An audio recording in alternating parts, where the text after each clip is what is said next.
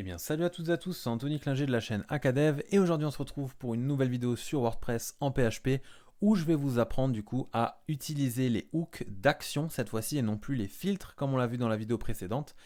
Comme j'avais fait une transition, ça tombe bien. Alors, quelle était cette transition? Tout simplement, on avait vu que de base, le thème 2022 du coup de WordPress ne propose pas de métadescription dans notre code. C'est-à-dire que si là je faisais un code source sur une page simple et que je faisais un command F du coup de description tout simplement, j'en ai pas. Ok, donc petite erreur ou oubli de la part du thème, on ne sait pas. Peut-être même oubli de WordPress en général, je ne sais pas. Mais en tout cas, aujourd'hui, je vais vous apprendre à remédier non seulement à ce problème, mais également apprendre à utiliser les hooks d'action qui sont très très très utiles, qui vont permettre de faire énormément de choses et d'automatiser encore une fois des choses.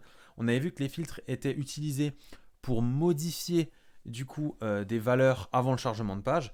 Et bien là, les hooks sont également utilisés pour modifier des choses, mais en général plus souvent utilisés pour appeler des choses à certains moments. Par exemple, au chargement des scripts, au chargement de la page, au chargement du footer, au chargement de la connexion, peu importe, à l'insertion d'un nouvel utilisateur. À chaque fois, vous avez des hooks d'action qui sont encore une fois répertoriés ici. Donc là, pareil, vous tapez sur Google hook action list et vous avez tout ça normalement. Et là, vous voyez que par exemple, j'en ai vu un là qui peut être intéressant. Delete thème. Voilà. Ça, c'est un hook qui va du coup, on va définir que lorsque le thème est supprimé, on va faire quelque chose. Par exemple, on pourrait envoyer un mail et demander à l'utilisateur pourquoi il a décidé de supprimer ce thème.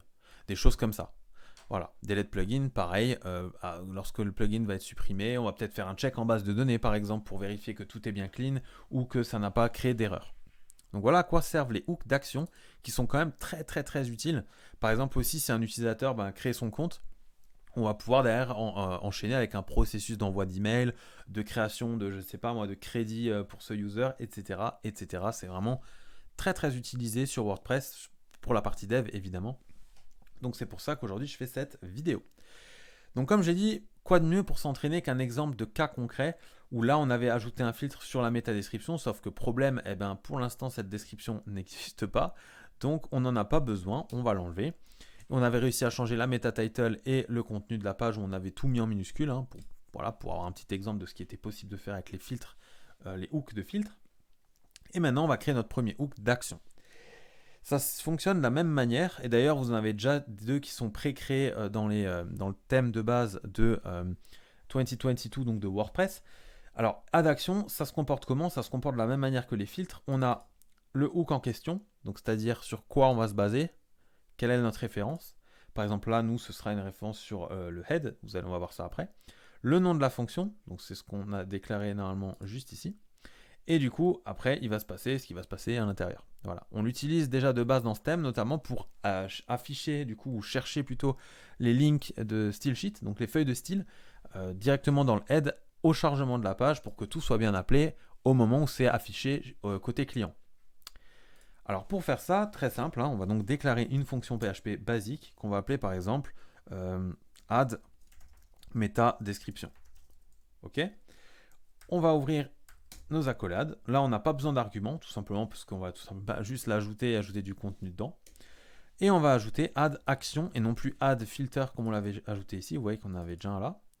On ouvre la parenthèse. Comme je l'ai dit avant ici, on a du coup le hook. Donc nous, le hook qu'on va utiliser, c'est WP head. Donc si je vais dans ma liste et je fais un command F, vous voyez qu'il est bien ici. D'ailleurs, juste au-dessus, on a WP footer. Là, je vais cliquer d'ailleurs sur WP head et là, vous voyez qu'il vous montre en gros ce qui se passe et où est-ce que ça intervient. Par exemple, il est appelé à chaque fois qu'un template appelle la fonction WP head. Sachant que la WP head, je le rappelle, je vais aller du coup dans les templates, se trouve, donc on est dans 2022, ouais c'est ça, se trouve dans le header.php. Voilà, c'est tout simple. Donc là ensuite vous avez pas mal de choses, je vous invite à aller voir un peu comment tout fonctionne, parce qu'en plus avec les nouvelles fonctionnalités, des nouveaux thèmes, tout est un peu différent, mais vous voyez que si je vais par exemple dans header ici, j'ai du HTML, CSS, etc. Bon bref, c'est pas l'objet de la vidéo. Donc j'appelle mon hook WP head qui est appelé dans le header, virgule, et ici qu'est-ce que je vais faire? Je vais tout simplement donner le nom de ma fonction, qui ici est add meta description.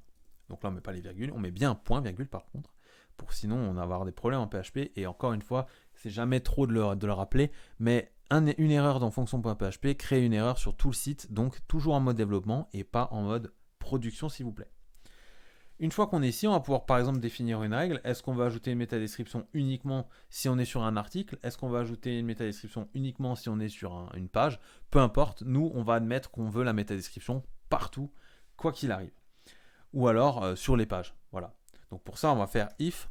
Ça va être plus simple d'ailleurs. On va faire isPage. Donc ça va nous permettre de dire que si la page sur laquelle on est, c'est une page, et on va faire même ou isSingle. Et ça va permettre de dire que ce soit sur une page, soit sur un article. Alors tu vas exécuter ce qui se passe juste là-dedans. On va récupérer par exemple le post. On pourrait très bien faire ça. Non, tout ça je le ferai après. Je vais d'abord montrer que ça fonctionne bien. On va créer du coup par exemple une description. Et on va marquer blabla. Voilà, ça ce sera notre métadescription. Super métadescription pour du SEO, on est bien d'accord. Et derrière, on va faire un echo et non plus un return, parce qu'à la différence du filtre, eh ben, en fait, on ne va pas vouloir retourner quelque chose, on va vouloir afficher quelque chose dans le head. Et du coup, là-dedans, on va tout simplement faire notre méta, comme dans l'HTML. Oula. Name. Description. Voilà. Content. Égal. Et là, on va du coup concaténer. Voilà. Point. Description. Voilà. Et ensuite, on va tout simplement fermer notre balise comme ceci.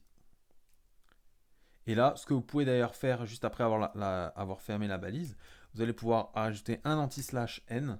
Bon, alors ça, c'est pas obligatoire, c'est juste pour que dans le code, ce soit plus propre, parce que sinon, la balise qui sera juste après celle-là va se mettre à côté. Donc dans le code source, c'est pas très propre. Mais on va dire qu'en soi, on s'en fout. Niveau fonctionnalité, ça ne change rien. Donc là, vous voyez que je rafraîchis. Voilà, il ne s'est rien passé à l'œil nu. Mais en l'occurrence, si je fais inspecter, que je me rends dans mon head, et bien là, notamment, là, vous voyez que j'ai bien ma balise title d'avant. Là, normalement, si je descends, j'ai bien ma meta name description avec mon content blabla. Et ça, c'est le gros avantage, c'est que du coup, je vais pouvoir maintenant jouer sur ce que je veux. C'est-à-dire que là, on a dit que si on était sur une page ou une single, tu nous mets la métadescription blabla. On pourrait très bien dire, tu prends une partie du content de départ et tu nous mets quoi qu'il arrive en métadescription. Alors, c'est pas forcément conseillé pour le SEO, mais je vous montre la fonctionnalité quand même au cas où vous voudriez l'utiliser. Donc là, au lieu de mettre blabla ici, on va aller utiliser la fonction $post égale getPost. Ça va nous permettre de récupérer notre article en question sur lequel on est actuellement. $description, donc c'est ce qu'on a fait avant, on va mettre strip underscore tags. Voilà, ça c'est pour enlever un peu tout le bordel qu'il y a dans le contenu. $post, et on va chercher post excerpt. Et du coup, en faisant ça, en fait, on est en train de lui dire là actuellement que tu vas aller par exemple, je sais pas moi, sur l'article, ici. Vous voyez qu'ici, normalement, alors là, on ne le voit pas d'ailleurs, donc ça, je peux vous montrer comment faire. Vous faites option de l'écran et là, vous avez extrait. Si vous cliquez dessus, vous avez la possibilité de mettre un extrait. Si par défaut, cet extrait est vide, il va falloir qu'on définisse une autre métadescription.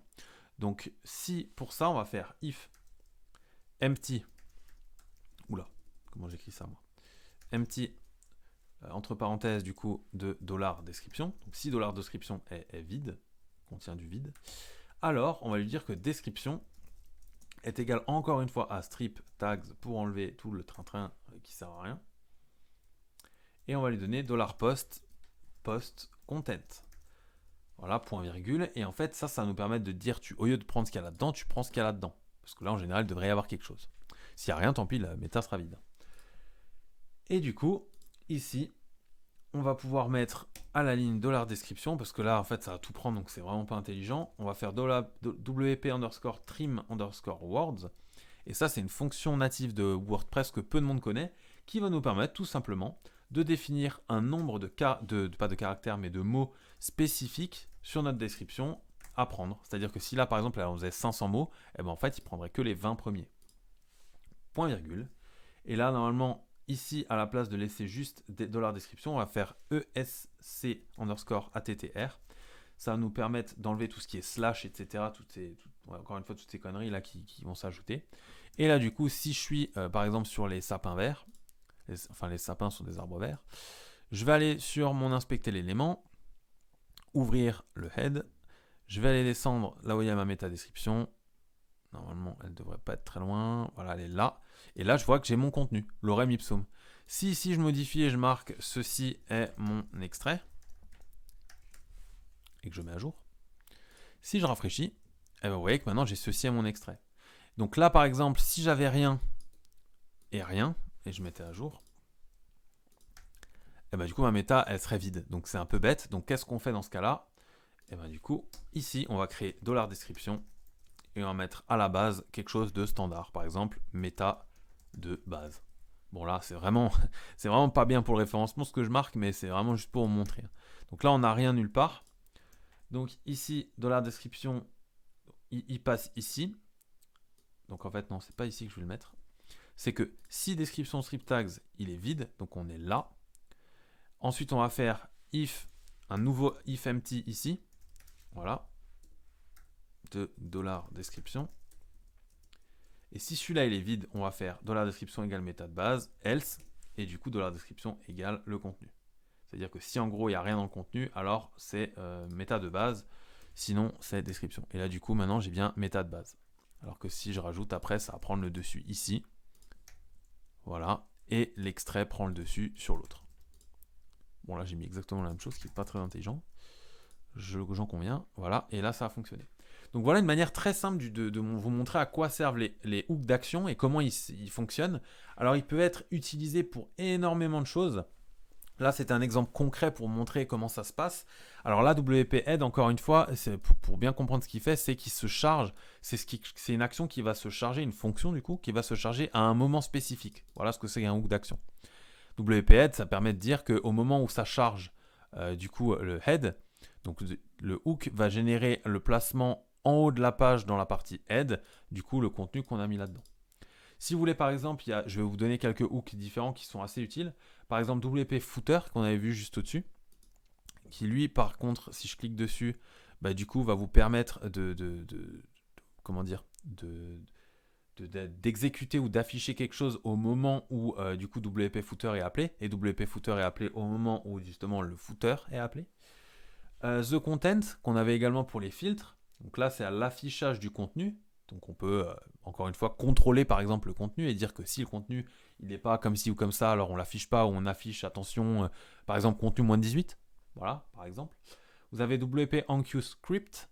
Donc là, c'est un peu ce qu'on avait vu ici. Donc ça, c'est un hook. Hein, vous n'avez même pas besoin d'un add action. Là, c'est juste un hook. Mais du coup, qui peut être appelé ici. Voilà, WP Enqueue Script. Il est là le hook. Et là, WP Enqueue Style, c'est une fonction du coup qui va appeler le style qu'on a défini juste au-dessus. Vous avez plusieurs trucs, hein. Vous avez WP Login, pre-get-post, init. Donc init, c'est aussi quelque chose de très important. Init, c'est tout simplement envoyer lorsque WordPress est lancé. Que ce soit côté front ou côté back, init est lancé. C'est-à-dire que si vous allez par exemple créer des plugins ou un thème, eh bien, que vous allez vouloir initialiser quelque chose au départ lorsque l'utilisateur va rafraîchir son WordPress ou va installer votre plugin ou installer votre thème, eh bien, c'est avec le hook init que ça va se passer. Donc là, si je fais un command F init, bon là, il y en a 15, donc il va falloir être assez rapide. Voilà. Et je clique dessus. Run after WordPress as finished loading. C'est-à-dire que ça se... Donc là, c'est aussi important de dire la suite d'ailleurs. And before any headers are sent. C'est-à-dire que c'est vraiment au tout départ que c'est appelé, avant même que les headers soient envoyés. Donc c'est notamment très utile, comme il le dit, pour récupérer les variables get et post. Donc si vous avez par exemple un formulaire dans la partie personnalisation de votre thème ou de votre plugin, eh bien, avant que ce soit affiché à l'utilisateur, ce sera traité via le hook du coup init. Vous avez également WP Mail qui vous permet d'envoyer des choses, par exemple, lorsqu'un mail est envoyé, que ça s'ajoute par exemple en base de données pour compter le nombre de mails que vous avez envoyés, etc., etc.